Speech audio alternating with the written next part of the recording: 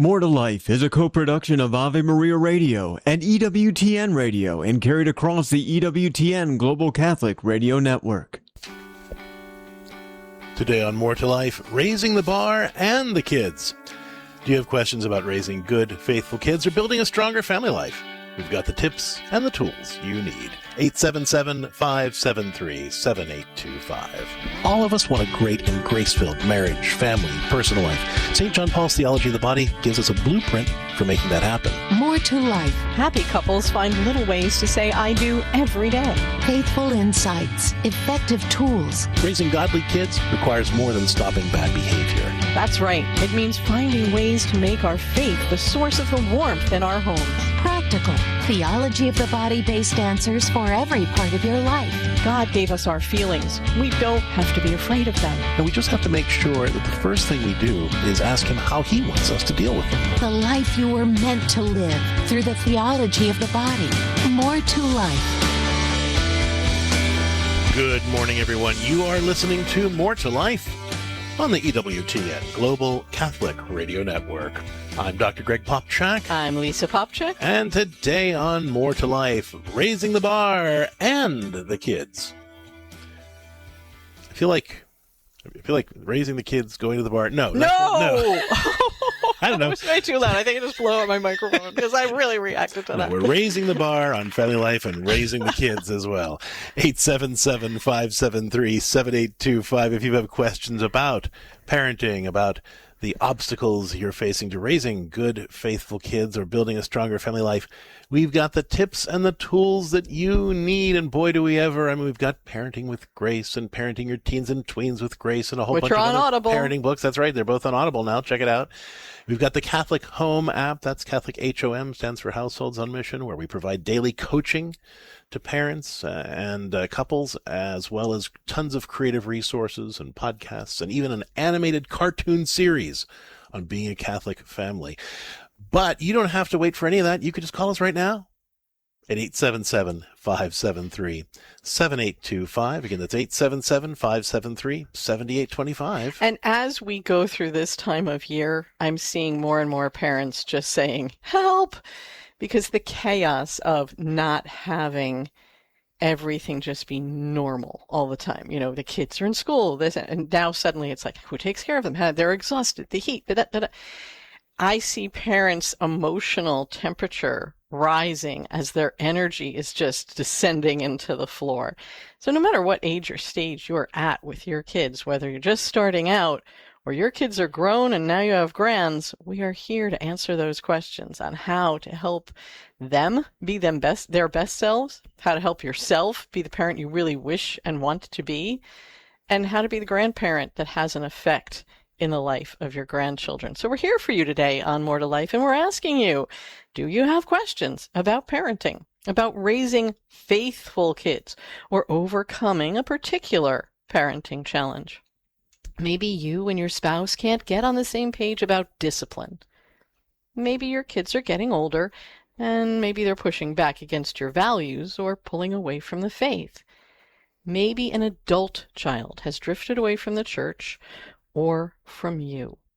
Whatever's going on in your family, let us give you the tools you need to be a more joyful, effective parent and experience the faith as the source of the warmth in our homes. 877-573-7825. If any of that resonates for you, we want to talk it out together, because we all need to support each other in being effective, faithful parents, raising good, godly kids. It's never easy, and I think in some ways harder than ever. But as a community of faithful people, we can stand together and help get each other to where God is calling our families to be.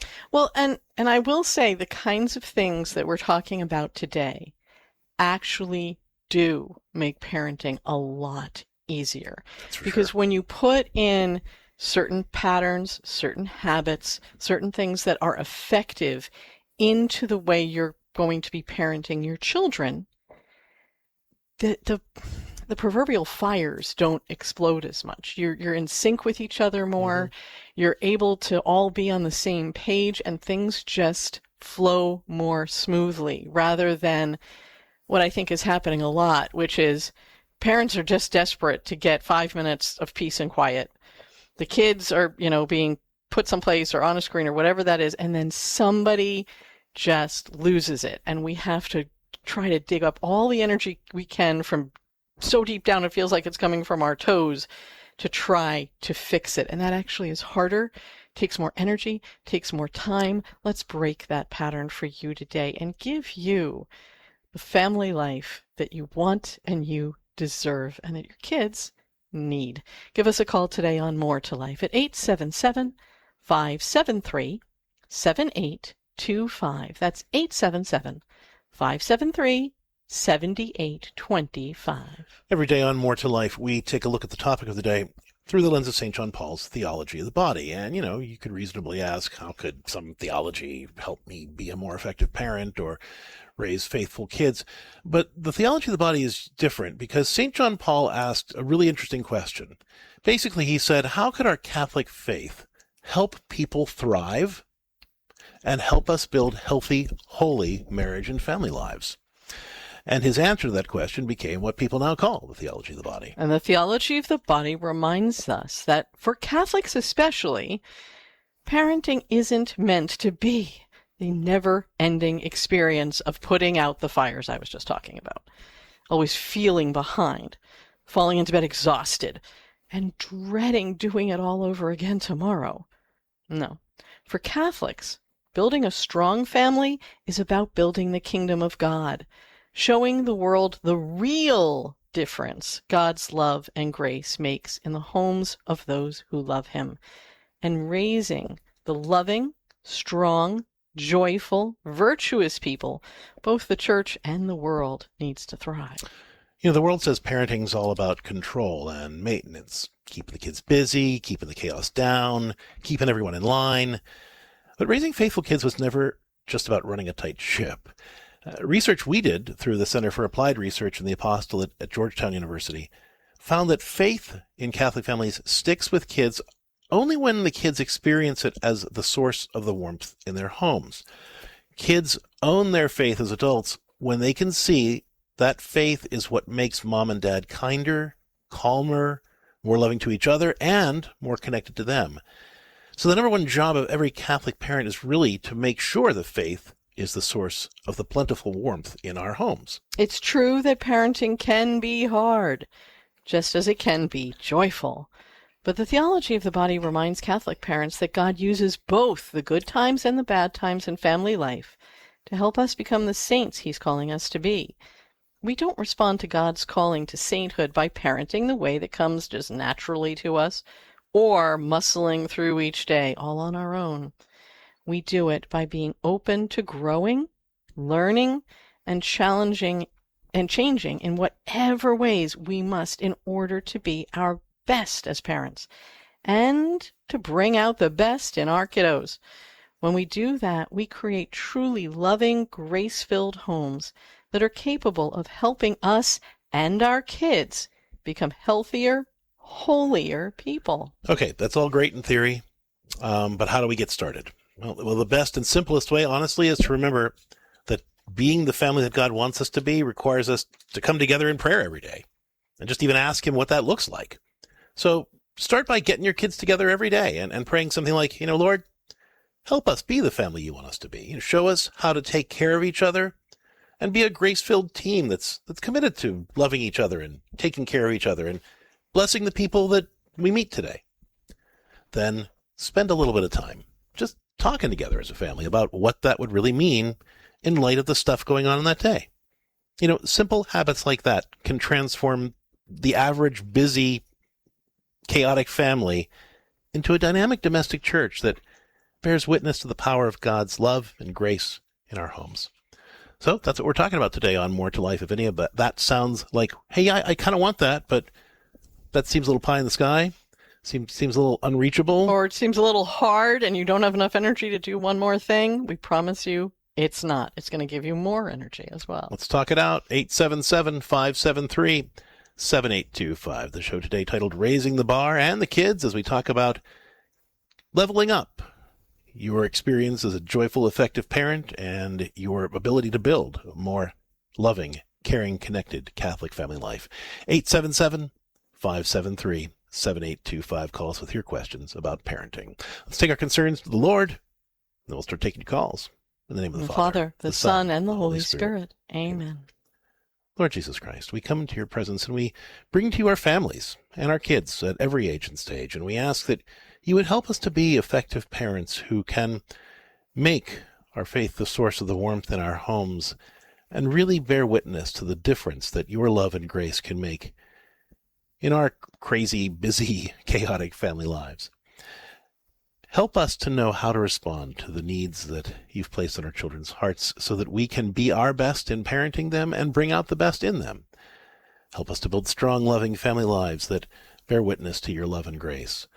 And help us to know that parenting isn't about the never-ending list of things that need to be done or corrections that need to be made, but rather about forming the kind of relationship that allows us to capture our children's hearts so that we can bring them to you. We ask all this through the intercession of the Blessed Virgin Mary, and in the name of the Father, the Son, and the Holy Spirit. Amen. Pope St. John Paul the Great. Pray for us. Today on More2Life, parenting, as we talk about raising the bar and the kids. We're talking about kind of leveling up when it comes to being a more effective, joyful parent, having a stronger, more loving, caring, connected Catholic family life. If you've got questions about parenting, about raising faithful kids, about overcoming a particular parenting challenge, maybe you and your spouse can't get on the same page about discipline, or your kids are getting older and pushing back against your values or pulling away from the faith, maybe an adult child has drifted from the church or from you. Whatever's going on in your family, we want to help you get the tools you need to be a more joyful and effective parent and build a more loving, caring, connected Catholic family life. 877-573-7825. We have a question that came in from Katie, who's listening to EWTN Radio in Michigan on Ave Maria Radio. She said, I have 3 kids under 10, and I feel like all I do all day is correct and nag them. Things like, get your shoes on, stop hitting your brother, why is there cereal all over the floor? By the time dinner comes around, I'm so worn out. I've got nothing warm left to give them. And then I feel awful. When I'm tucking them in, I realized that the last thing I said to them was some way of snapping at them. I love these kids more than anything, but I don't like who I'm becoming around them. How do I stop being a referee all the time and actually enjoy being their mom?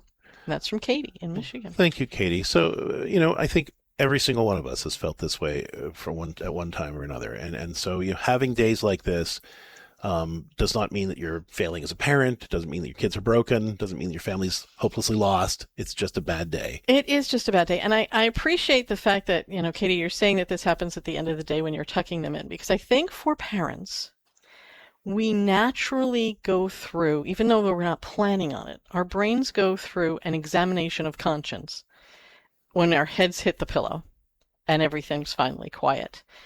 And when we examine our consciousness, thank you, at the end of any day or any time we're doing that to, get right with God and kind of align ourselves to who He's calling us to be, it's supposed to draw us not to the condemnation of all the things that we did wrong. It's supposed to point out where we fell a little bit short and then lead us to ways we can do better. And that's what you're really asking in your question is, how do I stop falling into these patterns of just reacting to the shoes not being on, to the cereal on the floor, to the thing that's getting in your way of being the parent you want to be because of the chaos, and really start making a plan for how do you start to enjoy your kids and love being a mom again. And I really appreciate you calling that out. So, there are a couple of things. I wish I had a little more information just because this could go in several different ways. But I'm going to throw out a couple ideas here, and please feel free to either call in or write back with any clarifying points. So the first thing I would say to you, and this is not going to seem like it directly relates, but it really does. When you're talking about, kind of correcting them all day, get the shoes on, now it's time for dinner, now it's time for this. We have a tendency to experience less bickering and chaos in family life when we have good routines, right? When things happen more or less at the same time every day, or same days in the week. And what that does is it creates a current that runs through the household and kind of unconsciously carries everybody along. So so for instance, if you guys get up every day at a similar time, you have breakfast at a particular time, you have dinner at a particular time, you do certain activities throughout the day. There's at a particular time. cleanup times as a family. Encouraged and always participated in fun times as a family. Something every day around the same time. Then everybody starts to experience the peace of knowing that. Well, and what happens then is that, let's say your kid is in the middle of doing something, but because that's the routine every day, their body just starts automatically feeling like, oh, I'm going to need to start wrapping this up and getting ready to do the next thing that we always do at this next time. They're not going to think that consciously, but the routine programs into their muscle memory a rhythm of how the day is supposed to go. So they just more naturally start to transition from one thing to the other, and there's less wrestling with them about it. Well, we can think about that as all of us who are now adults went through school where you started to change class periods, classroom to classroom, so middle school, high school for most people. We knew, we'd look at that clock, we all learned to tell time just to know when we'd get out of there, but we'd know without the teacher reminding us, it's time to start putting our books into our backpacks, it's time to move, it becomes a flow, and we just understand this is our day. Compare that to, nobody likes to be interrupted, right? And so if somebody just suddenly came along to you and said, hey, it's time to go do this, you would react, right? Because you didn't know it was coming. So having that routine is really key. Secondly, transitions. Don't just say to your kids, okay, time to put your shoes on. Let them know, hey, in 10 minutes, you're going to have to wrap up and put your shoes on. Okay, in 5 minutes, you're going to have to wrap up and put and at first they'll say, no, I don't want to do that. That's okay. You don't have to do it right now. You've got 10 more minutes. Oh, okay, cool. And you can even set that timer so then they can begin to see it. Or if, you have kids under 10, the kids closer, to 9 or 8 can set that timer for themselves so they feel in charge of it. So broadly, I want you to focus on those two things: locking down your routine and really kind of working on managing those transitions more effectively. And letting them know the night before and first thing in the morning. So you sit down before you tuck them in and you're like, okay, this is what we're doing tomorrow.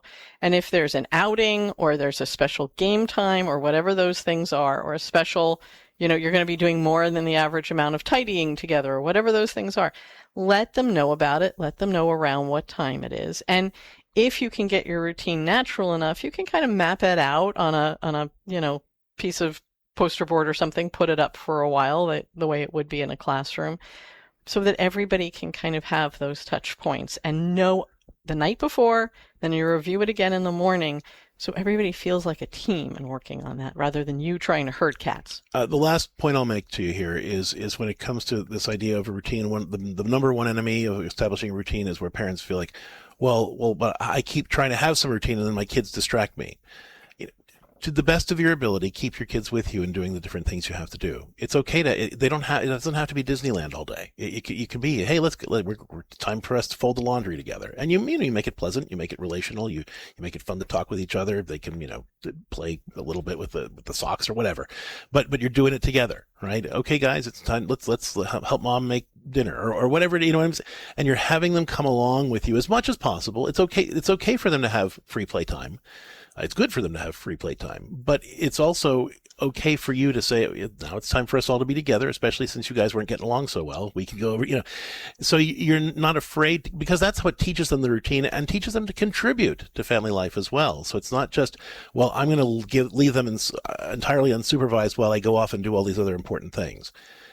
Creating that structure, that oversight, that rhythm, that routine is really critical. And just make sure as you're scheduling those things, you're thinking, what gives me a sense of loving my children when I spend time with them? Is it that you schedule in group reading time together every day, so you're all reading a book as a family? Is it that you take a walk together every single day so you can get out in the fresh air and it feeds your soul? Is it that you just want free play with them on the floor? Whatever feeds your soul, whatever makes you enjoy being with your kids for a while, schedule that into your days. All right, that's all the time we've got for the question, but thank you, Katie. And if there's more we can do to support you, come visit us at the Catholic HOM app. That's Catholic Households on Mission, where you can get daily parent coaching and tons of creative resources to help you build a stronger, more loving family and be a more joyful, effective parent. Or reach out at CatholicCounselors.com for more personalized support. 877-573-7825 is the number to call. We're talking about parenting today on our show titled Raising the Bar and the Kids, as we talk about leveling up our ability to be effective, grace-filled parents and build strong, loving Catholic family lives. 877-573-7825. When we come back, in addition to taking your calls, we'll be joined by Father Thomas Loya of the Tabor Life Institute. He'll be sharing some insights that he has on a crisis in Catholic family life. Stick around for that and a whole lot more when More to Life comes back after the break. When the need for senior care arises, home is where the heart is. Visiting Angels provides home care for mom or dad up to 24 hours per day, including personal care, meals, and light housework. You may select your professional caregiver with Visiting Angels. More information at visitingangels.com or at 877-374-LIVE. That's 877-374-LIVE. Visiting Angels, America's choice in senior home care. Do you own popular index mutual funds or ETFs? If so, you're automatically own shares of companies that conflict with your moral beliefs. Ave Maria mutual funds are managed to conform to pro-life and pro-family values. Long-term investors can invest in the no-load Ave Maria mutual funds. The experienced professional portfolio managers make decisions based on investment fundamentals and pro-life values. You can learn more about Ave Maria mutual funds today at 866-AVE-MARIA or visit AveMariaFunds.com. This Ave Maria program brought to you in part by the following nonprofit. One of the greatest threats to your family isn't a disaster or a virus, but addiction. In nearly every family and every pew, someone is silently struggling. Beginning July 11th, Shalom World TV and the I Thirst Initiative present Unshackled, a powerful new series on the Catholic Church's response to the addiction crisis, bringing together leading voices to discuss real healing. Stream it free at shalomworld.org or on the Shalom World app today. You like pizza? Me too. And for that, we can thank our friend, Tom Monahan. First, he starts with $900 and opens one pizza shop. Then it's worldwide, thousands of shops. But all this was just a warm-up for his greatest achievement yet. He built a university. God inspired Tom to build up generations of men and women who have a hunger to reach the world for Christ. This place is Ave Maria University. Visit avemaria.edu to see what's next.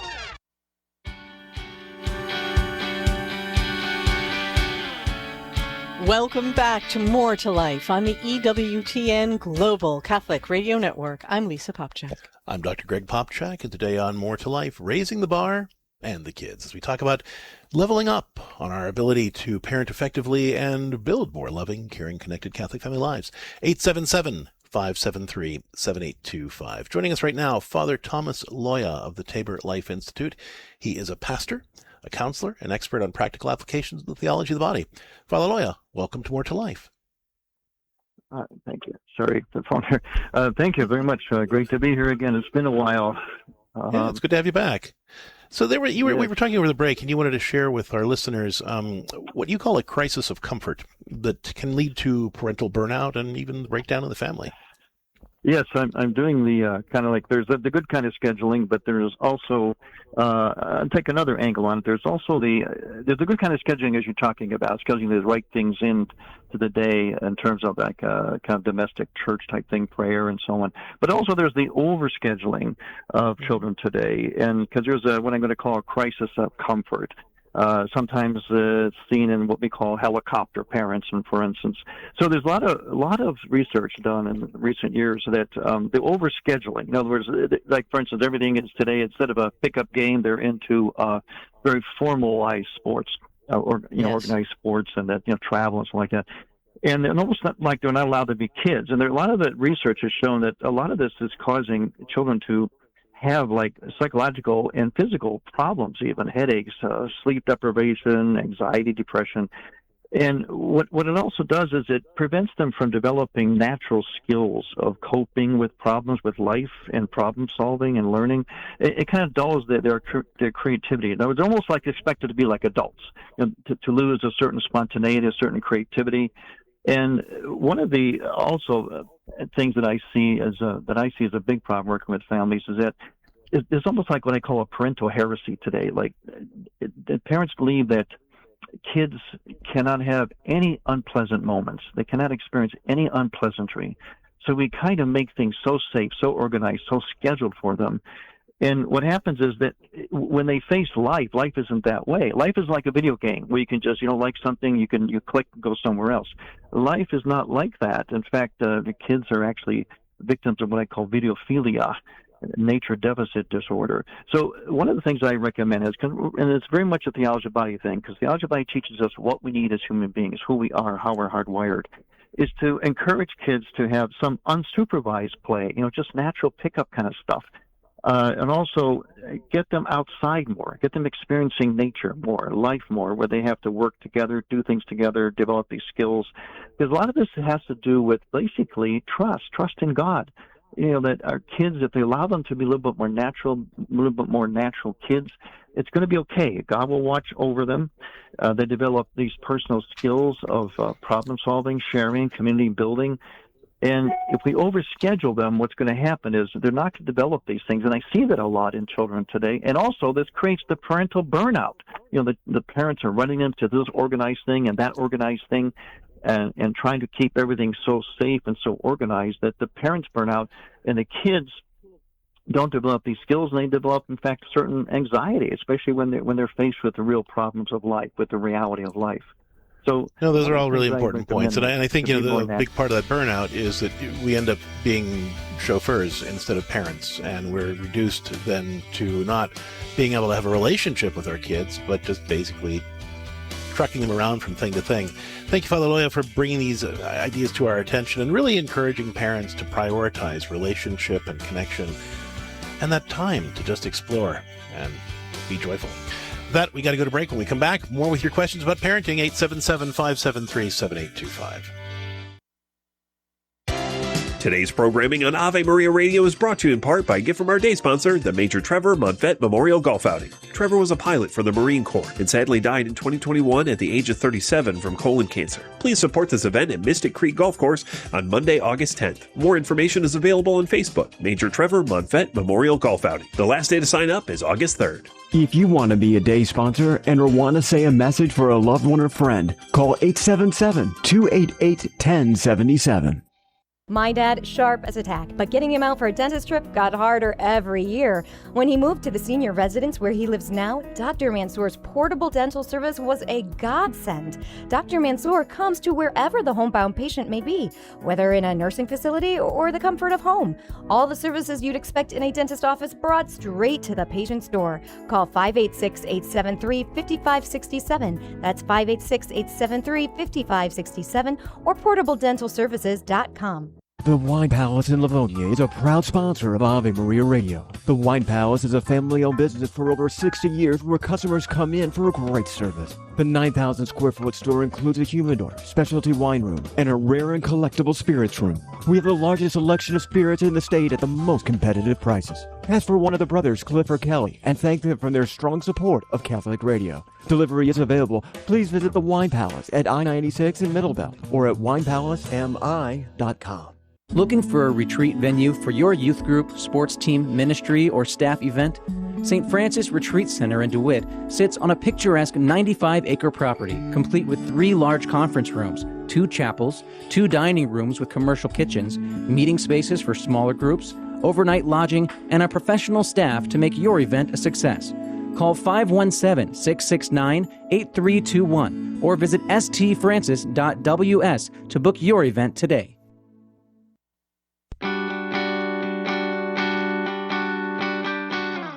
Do you ever feel stuck between being too harsh and being a pushover? Like the only options are to blow up or give in? I'm Dr. Greg Popchak. In my book, God Help Me, These People Are Driving Me Nuts, I talk about how most relationship conflict comes down to good intentions expressed in bad ways. Think of it like this. The person who's driving you crazy is usually trying to meet a legitimate need. They're just going about it in a way that makes you want to pull your hair out. And honestly, we all do the same thing. We want to be heard, so we yell. We want peace, so we shut down. Good intention, bad method. Once you learn to look past the behavior and identify the need behind it, everything changes. You stop seeing the other person as the enemy and start partnering with them to find a better way forward. That's learning to love with your eyes open.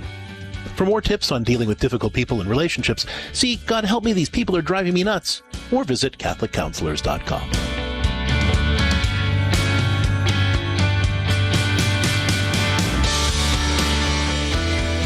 Thank you for joining us today on More to Life on the EWTN Global Catholic Radio Network. I'm Lisa Popchak. I'm Dr. Greg Popchak, and today's show is titled Raising the Bar and the Kids, as we talk about leveling up our ability to parent effectively and build more loving, caring, connected Catholic family lives.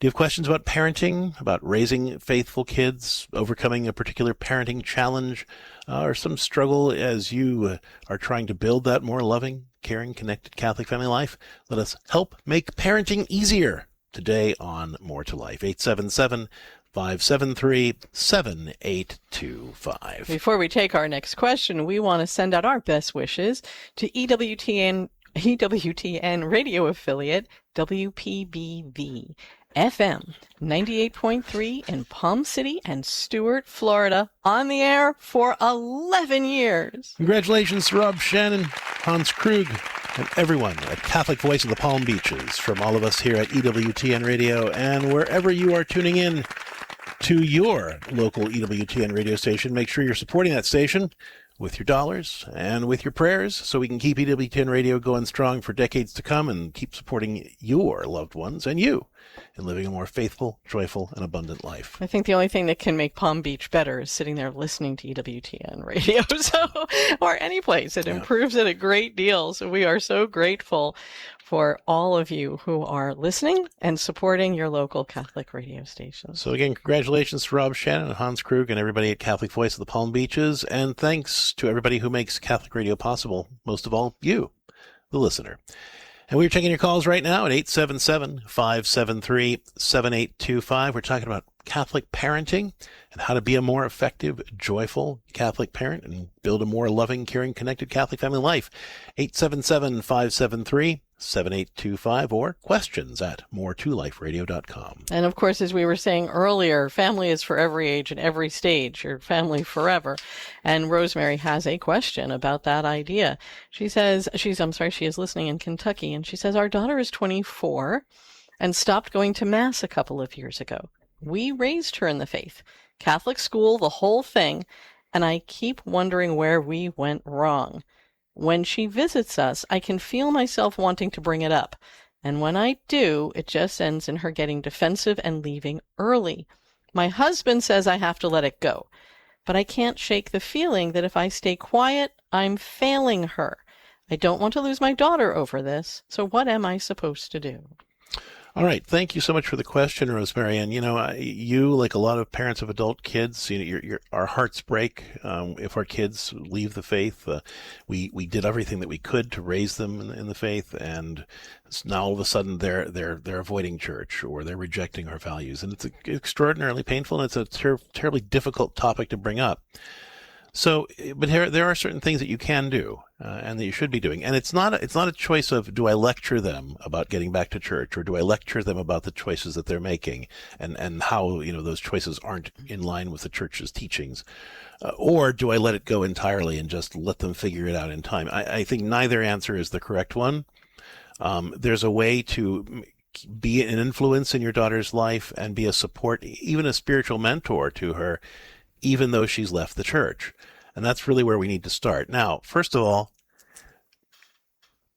research really shows that there has to be a 20-to-1 ratio of positive to negative interactions in any relationship in order for that relationship to thrive. And let's be honest, to get a 20-to-1 ratio of positivity to negativity in any relationship, we have to be thoughtful and intentional about it. It's not something that's just naturally going to happen because you're in sync with each other. Even if you're in perfect sync with each other, it's still hard to get that ratio if you're not actively participating in making that happen. So what that means is that you can raise these topics, and I'm going to talk. You have to be careful about how you raise it. I'll talk about that next.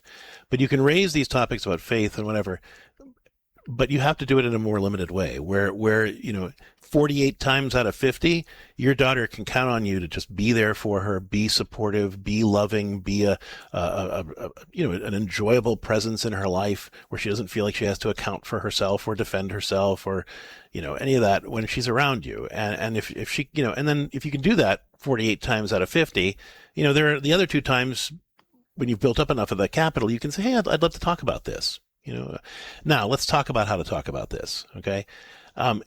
Never lecture. It's never, we have a tendency to assume that our kids are in a different place than they actually are, right? We say, well, we did all the things. We sent them to Catholic school. We said we took them to mass on Sundays. We prayed together as a family even. And they didn't, now they should own it and they should know it, but they're not. So we assume that we can just say, hey, you're not living according to the way I raised you, and that's going to carry any water with them. And it doesn't. So we need to meet them where they're at. Right. So the best way to bring anything up is not, why aren't you doing this thing I raised you to do? But rather, hey, where are you at in this part of your life? Where are you at with this? Now, and the best way to bring that up is to talk about your own experience. I was at Mass on Sunday and I got this, and it really helped me in this area of my life. What do you think about that? But you're sharing your story and you're just asking them to participate in the conversation, even if they don't like it. And that's the thing too. You want to be open. If you share something about how God has answered a prayer or something you picked up from reading something, it can't come off as a lecture. It has to come off as genuinely, this is something that touched my heart that I want to share with you. And, and then you can ask honestly, well, what do you think? And maybe she hates it, and that's okay. Right? You maybe she vehemently disagrees with it. Doesn't mean she hates you. It means she's going through something. But if you make it safe for her to share that with you and be honest with you, Mom, I really can't stand that teaching, or that doesn't make any sense to me, because that's fine. What she's doing is she's opening up her heart to you and showing you where she is on her spiritual journey. And if you slap her down or shut her down in some way, she won't keep sharing her heart. But if you're willing to truly listen and just accompany her through it, she'll open herself up more and more to you over time. And it's okay at the end of that to be able to say, I see we don't see it the same way, but I really understand where you're coming from, and I appreciate you sharing that with me. Or even I'm really going to try to see where you're coming from if you can't at all. That's okay. Right, but you want to be able to have those more honest conversations. So step 1, really increasing the positive to negative interactions between the two of you so that you're not talking about this every time. But that, 48 times out of 50, it's more about what's going on in her life and showing genuine interest and concern and empathy for her, being a joyful, supportive presence in her life. And then when it seems appropriate as you're praying through this, then you bring up these things, those other 2 out of 50 times. And you bring it up in a way that you're sharing your own story and asking for honest feedback from her, as opposed to it being a kind of a cloaked lecture. Yes, and cloaked lectures aren't so cloaked. I mean, it actually pushes the other person away even more, because it's very obvious you're just on a soapbox and you're going to get those words out. So be very careful to not try to even cloak your lectures, because that's not going to work. So again, contrary to either your tendency to give into the more lecturing persona and your husband's tendency to fall back into a more avoidant persona, there's a way to be engaged and intentional about helping your daughter feel comfortable with you and opening up to you, helping her feel safe, being honest about where she's at in her spiritual journey, and then being able to be a gentle influence in her life as you kind of lead her to question some of those assumptions or look at some of those things from a different angle. But you're doing it in a relational and healthy and caring way. And you're stepping back from that intense urgency. And I understand that. We all want our children to end up in heaven, and us to end up in heaven, and all of us to live eternally with Christ. And that can feel very, very much an intense pressure on us. What if something happens? We want to make sure that they're living godly lives. And the urgency causes a sense of fear in us that is palpable, whether we speak it or not. And so I don't know about you, but if I'm around somebody who's very fearful of something in the moment, that sends a message to my brain. Even if it's an animal, it sends a message to my brain, oh, there is something to be afraid of here. And so that puts up a wall between you and her, because if you're afraid, then her brain's telling her without her thinking about it, oh, I should be afraid too. She doesn't know what it is she's afraid of. So you need to spend some time with Christ and just praying and asking for his peace, especially right before you see her, and realize that no matter how much you love her, how much you want her to get to heaven, Christ loves her infinitely more and wants him with her infinitely more. So ask him, Lord, guide my way of speaking, guide the way I'm putting myself out there so I don't push her away, and allow me to be used by you to draw her ever closer to you. We talk about all this in our book, Having Meaningful, Sometimes Difficult Conversations with Our Adult Sons and Daughters. It's not just about talking to our adult kids about things. It's about building the kind of relationship that allows us to continue to be mentors to them. Sorry, my tongue is sticking. And so it's having meaningful, sometimes difficult conversations with our adult sons and daughters, where we get into the nitty gritty of how to apply all the stuff that we're talking about here with you. So check that out. We also have a grandparenting and parent of adult kids channel on the Catholic Home app, where we coach grandparents on how to build their relationship with their adult kids or how to have a stronger relationship with their grandkids. So check that out as well, the Catholic HOM app, wherever you get your apps, if you'd like that more personalized attention. Thanks so much for the question, Rosemary. We appreciate you asking that important question that really, I think a lot of other listeners have as well. 877-573-7825. We're talking about parenting today on our show titled Raising the Bar and the Kids, as we talk about parenting questions related to raising good, faithful kids and building a strong, loving family life. 877-573-7825. As we head out to our break, it's time for our scripture of the day. It comes to us from 1 John chapter 4, verse 19. We love because he first loved us. And we picked this verse today as just a reminder of where our love as Catholic families is meant to come from. Because we have a tendency to love in ways that are familiar and comfortable to us, ways that our families modeled to us growing up, and that can be good or bad. But regardless of how good your family was coming up, the model of love that we as Catholic families are called to exhibit is the love that flows from the heart of God the Father.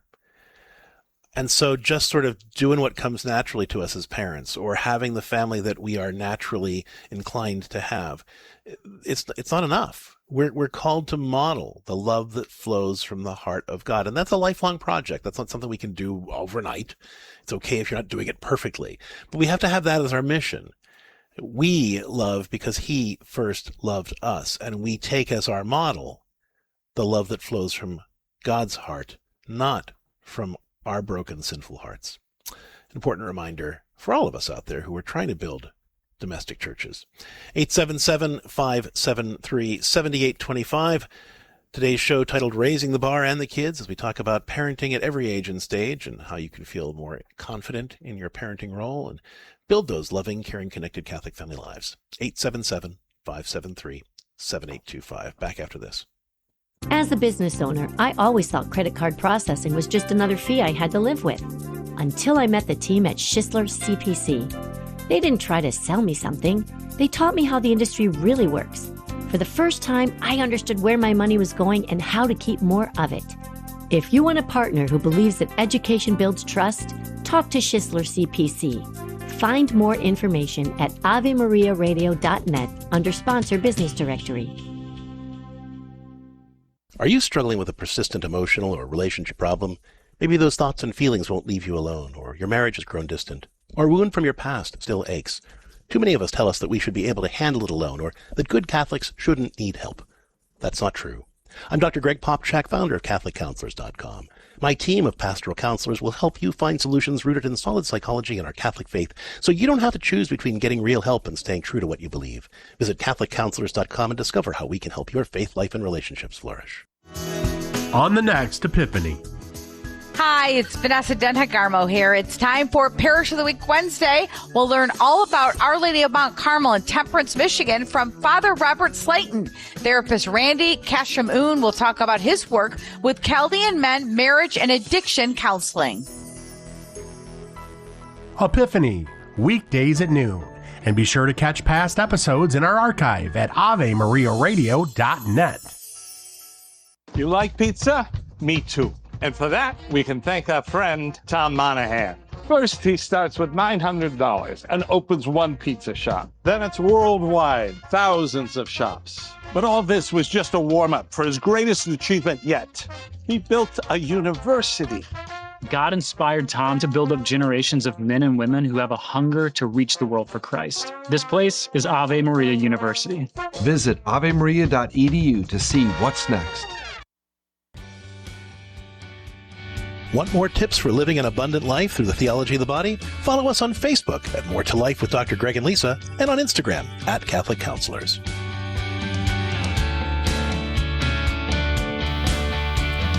Thank you for joining us today on More to Life on the EWTN Global Catholic Radio Network. I'm Lisa Popchak. I'm Dr. Greg Popchak, and today on More to Life, we're talking about parenting on our show titled Raising the Bar and the Kids. If you have questions about raising good, faithful kids or building a stronger, more loving family life, we've got the tips and tools you need. 877-573-7825. Let's talk now with Rindy, who's listening to EWTN Radio in Virginia. Hi, Rindy. Welcome to the show. How can we help you out? Hi, thank you for taking my call, and God bless your ministry. I have 5 kids. The oldest is 8, and I'm currently on maternity leave with my 5th. So I kind of have a 2-parter. Congratulations. Thank you. My oldest is 8. She's a girl, and we just have kind of always had, it feels like kind of a strained relationship already. You know, I sent her to daycare very young, and I just feel like we haven't really been securely attached. And our interactions with each other lately have just been her asking, what can we do? When can we do this? Where can we go? When is it rest time so she can play her Minecraft game, which I let her play for an hour just during rest time? Can we go here? Why can't we do this? And that is really, just the basis of what she is, her communication. I guess I'm trying to understand. So the way you're expressing it, though, I'm trying to understand, because it sounds like she's asking for what she wants or asking for what she needs. Why is that a problem? Like, help me understand what it makes you feel like she's actually doing. Because I've answered all of these questions numerous times. What time is rest time every single day? Well, it's at 1:00. And I feel like I get the sense that she's doing it just to try and provoke me because she knows that it annoys me. And I try and keep my cool. Is she trying to provoke you, Rindy, or is she just trying to be the oldest daughter, coming alongside of mom about the schedule and trying to get some one-on-one attention, especially since you think you're not as attached as you want to be? You think this is a way of her just getting alongside of you and maybe finding an attachment to you around the schedule or questions that she knows you can answer relatively easily? Well, that's kind of what I'm trying to understand, and maybe it just needs to be a shift in my own mindset and, going forward in my relationship with her.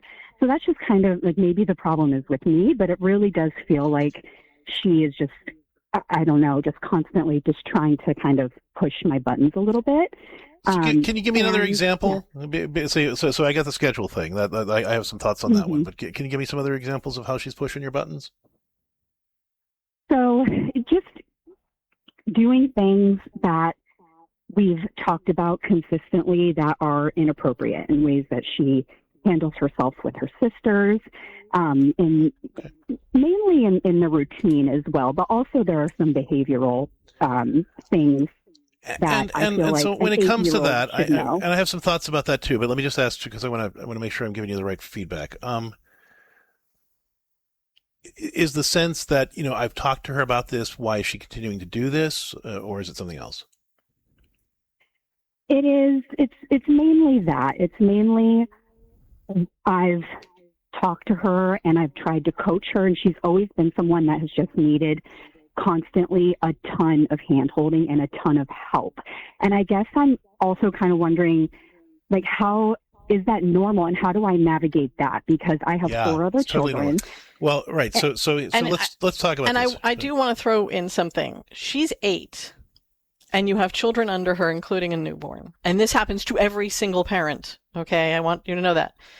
When a new one comes along and is tiny, and you've got little kids, our brains, without us thinking about it, suddenly jump to the older one or ones being so much older.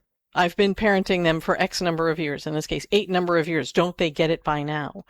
But they are still a child who is learning and needing to be able to figure everything out that we're asking them to do with our help. So when you said earlier, maybe the problem is, I don't like to think in terms of who the problem is. I like to think in terms of, there is a problem.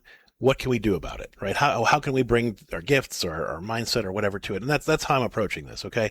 So I think that there is going to be a mindset shift here that a lot of parents have, okay? This is not just you, but most parents kind of have the idea that good behavior is the default. That I've shown my child what to do, I've told them what to do, I've modeled it, they should just know it. And if they're not doing it, it's because they don't want to, or because they're trying to irritate me, or because they're not using skills that I've given them. I want you to realize, okay, behavior is a subject that has to be taught, like math or spelling or science or anything else. If a kid isn't doing the thing, doesn't matter. Like if they're not solving the problem, doesn't matter that I've told them 1,000 times how to solve the problem, or even that I've shown them 1,000 times to solve the problem. If they're not solving the problem, they don't know how to do it. Either because it's a different context, or it's a different set of numbers, different story problem, whatever, and they're having a hard time applying the skills that I've taught them in this particular situation. Same is true for behavior. Okay. It's not that, if I said, hey, I've told you 1,000 times how to solve that math problem, or now that you didn't solve the math problem, I'm going to take away your tablet for a week, or I'm not going to allow you to, whatever, do this thing we have to see good behavior as a subject that has to be taught. And if they're not doing it, it's not because they're trying to annoy us. It's genuinely because they don't know how to apply what they've been taught before in this new environment. And we need to teach that to them as well. And with the new baby here, everything has shifted enough that your daughter's probably really nervous about this new environment. Mom's getting less sleep. Mom's distracted because of the baby, rightly so.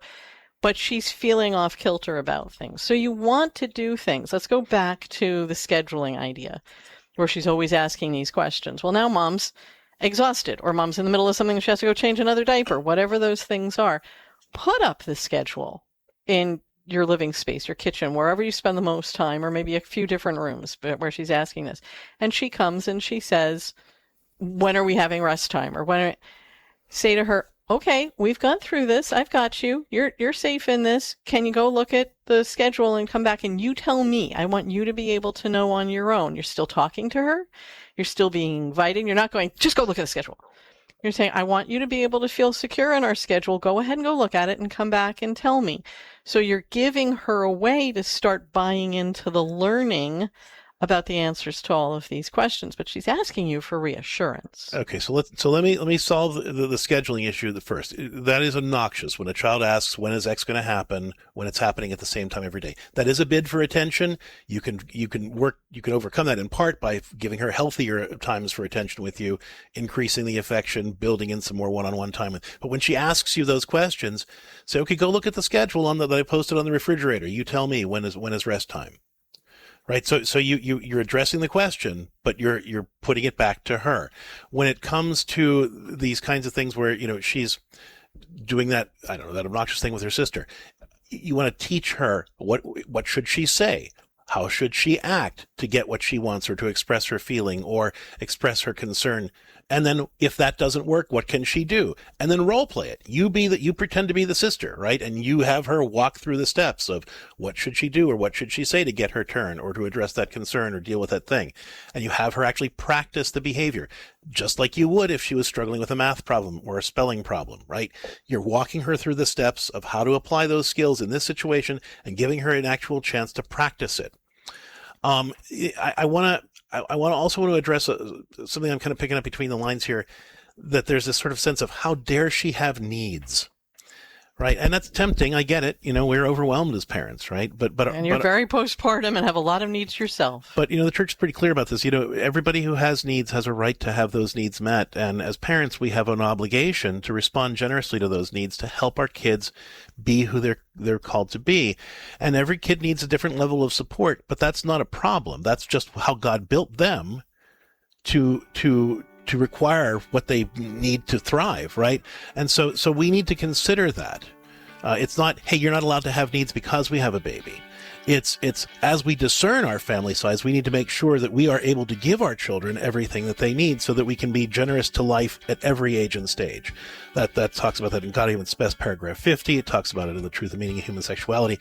So, I'm not saying you've done anything wrong. I'm saying that this is something all to consider as you continue to plan your family. How can I be as present as my children really need me to be, and how to become the saints that God's calling them to become? And how can you all work as a team, as a family, to make everyone's needs get met, even your own? We're running out of time, so I want to encourage you to download the Catholic HOM app. You can get parenting coaching and tons of creative resources to really answer your questions and get you to a much, much better place. Thanks so much for the question. Hope to see you on Catholic Home.